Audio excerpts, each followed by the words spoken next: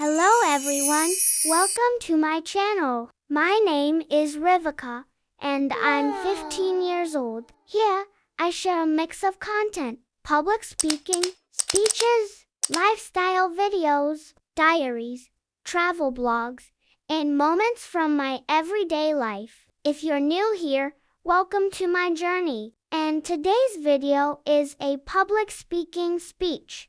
So let's get started.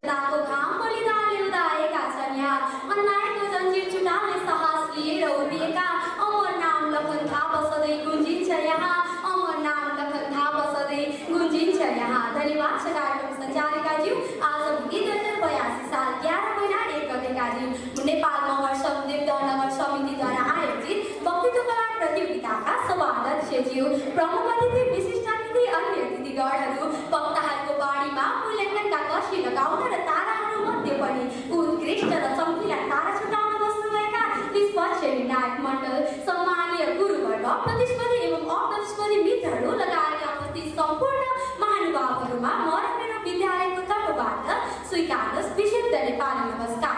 नेपालका प्रथम शहीद लखन थापा मगर नेपाली स्वतन्त्रताको आदर्शिला विषय वक्तृत्व कला प्रतियोगितामा आफ्ना भनाइ र विचारहरू व्यक्त गर्न पाउँदा म आयोजकप्रति निकै नै आभार प्रकट गर्दै अगाडिमा प्रतिबन्धिला नगरी आफ्ना विचारहरूको थैलो खोल्ने अनुमति चाहन्छु।